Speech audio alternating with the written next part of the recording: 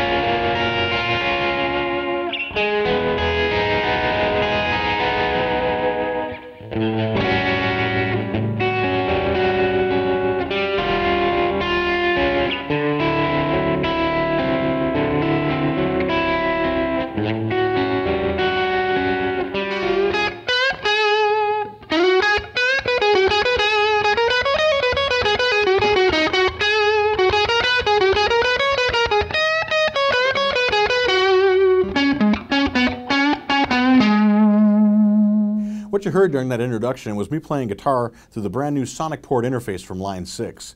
Now the Sonic Port has 24-bit 48 kilohertz resolution. That gives you a nice low noise floor, gives you nice dynamics, and a nice clean tone as well. It has connections for your guitar here on the front, and there's also on the top, this is actually a stereo jack. You can feed that into speakers, you could run it out to an amplifier or a pair of amplifiers. There's a headphone jack over here. And then this jack is actually a stereo input. You could run your music player into that. You could run an iPod into that. You could run your computer into that. You could run a keyboard into that and use it for recording the keyboard signal into an app that's running in your iPad, your iPhone, or your iPod Touch. The Sonic Port's very simple. There's no controls on the box, actually. Everything is handled inside the app, inside your iOS device. You just plug in and play. It comes with two different cables. The one I'm using has a 30-pin connector for use with an older iPad, iPhone, or iPod Touch. And it also comes with a cable that has a lightning connector for use with the newer iPad or iPhone or with an iPad mini. The Sonic Port comes with a free copy of the MobilePod app for running in your iOS device. That gives you 32 model amplifiers, 16 cabinets, a bunch of different effects, and actually there's something like 10,000 presets in there, so all kinds of different sounds. No matter what style of guitar you play or what style of music you're making, there are presets in MobilePod that'll get you there. And of course the Sonic Port is also compatible with other apps. It'll work basically with any core audio app. You can use it with GarageBand, you can use it with Jamit, you can use it with other guitar apps that are running in your iOS device. So it's compatible with pretty much anything. And again, the thing I really like about it is that it's just plug and play. Plug in your guitar, plug in your headphones, plug in your iOS device, load up an app, and you're making music. The other day, someone was asking me about battery life in their iOS device, and the interesting thing is that Apple rates the batteries in these devices for 1,000 charge cycles.